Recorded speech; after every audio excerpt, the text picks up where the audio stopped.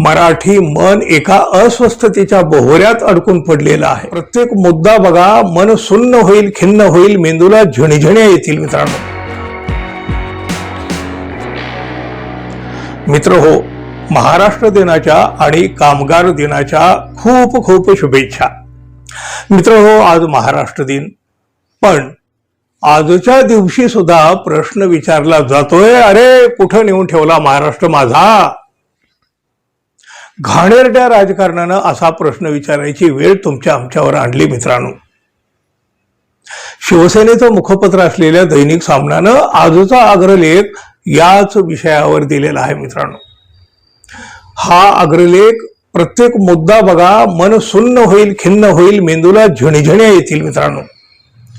सामनानं आजच्या अग्रलेखात म्हटलंय, मराठी माणसासाठी आजचा दिवस सोन्याचा आहे। छत्रपती शिवाजी महाराज ज्या मातीत जन्मले, ज्या भूमीत त्यांनी जगातले पहिले हिंदवी स्वराज्य निर्माण केले, त्या महाराष्ट्राचा आज निर्मितीचा दिवस आहे। आज महाराष्ट्राचा जन्मोत्सव आहे। या जन्मोत्सवात लाखो लाखो मराठी जनतेनं सामील होऊन महाराष्ट्रासाठी बलिदान केलेल्या 106 हुतात्म्यांचं स्मरण केलं पाहिजे। सरकारी पातळीवर नेहमीप्रमाणे महाराष्ट्र दिन साजरा होईल, संचलने, सलामींचे कार्यक्रम होतील। महाराष्ट्रात मराठी माणसाच्या कल्याणाच्या घोषणांचा कृत्रिम पाऊसही पाडला जाईल। मुंबई मराठी माणसाचीच असंही सांगितलं जाईल आणि आम्हीच कसे महाराष्ट्र धर्माचे रक्षण करते यावर बढाया मारून दिवस मावळला की महाराष्ट्र दिनाला विसरून राज्यकर्ते महाराष्ट्राच्या वैभवाची सौदेबाजी करतील। आजच्या महाराष्ट्राचं हे अस्वस्थ करणारं चित्र आहे। 1 मे हा जसा महाराष्ट्र दिन तसा जागतिक कामगार दिन। महाराष्ट्र निर्मितीचा मंगल कलश 1 मे रोजीच आणायचा मुहूर्त निघाला, कारण मुंबई महाराष्ट्रास मिळाली। त्यासाठी गिरणी कामगार, शेतकरी, कष्टकरी लोकांनी लढा दिला। त्या कष्टकऱ्यांची मुंबई आज खरंच राहिली आहे का? महाराष्ट्र प्रगतीपथावर आधीपासूनच होता, मात्र हा प्रगतिशील पुरोगामी महाराष्ट्र आज बुवाबाजी, अंधश्रद्धा आणि भोंदूगिरीच्या अजगरी विळख्यात सापडलेला आहे। हा विळखा सोडवून मराठी जनाच्या डोळ्यावरची धुंदी उतरवण्याचं कार्य महाराष्ट्रात यापुढे करावं लागेल।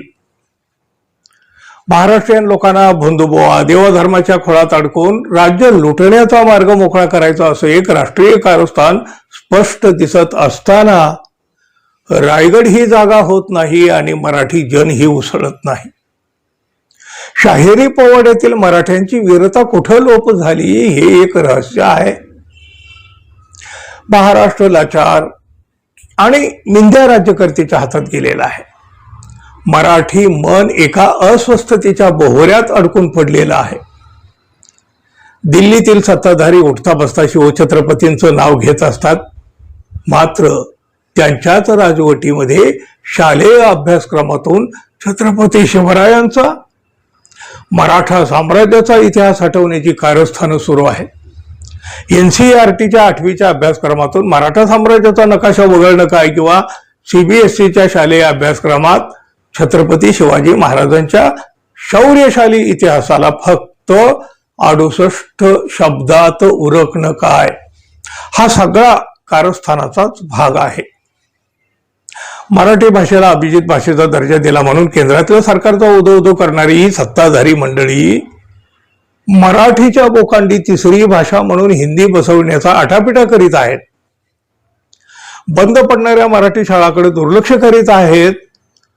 मुंबईसह मोठ्या शहरामधील मोक्यांच्या जागावरील मराठी शाळांवरही यांची वक्र दृष्टी गेलेली आहे। मराठी शाळा बंद पडली की त्या भूखंडाचं श्रीखंड कसं ओरपता येईल याची स्वप्न हे राज्यकर्ते पाहत आहेत। स्वतंत्र महाराष्ट्र राज्य निर्मितीचा आज 67वा स्थापना दिन, मात्र आजही मुंबईतले रिक्षावाले मराठी बोलण्याला नकार देत आहेत। राज्यकर्ते त्यांच्या पुढे लोटांगण घालून मराठीची सक्ती करणारा निर्णय स्थगित करीत आहेत। या मराठी सक्तीसाठी रेटा देण्याची वेळ आता मराठी माणसावर आलेली आहे। पुरोगामी महाराष्ट्र अंधश्रद्धा बंधुगिरीच्या तडाख्यात सापडलेला आहे.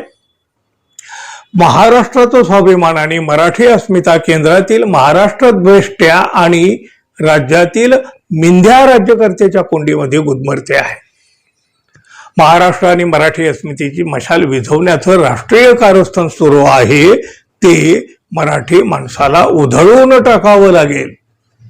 त्यासाठी महाराष्ट्र धर्माची ललकारी पुन्हा एकदा द्यावी लागेल. वा मित्रहो, या अग्रलेखातील प्रत्येक मुद्दा बघा मेंदूला झिणझिणी आणणारा, मनाला सुन्न खिन्न करून टाकणार आहे. तरी मित्र, हा अग्रलेख तुम्हाला कसा वाटला आवर्जून सांगा आणि जाता जाता आपल्या चॅनलला कृपया सबस्क्राईब करावं. अर्थातच विनंती, अपेक्षा. धन्यवाद. पुन्हा भेटू. नमस्कार.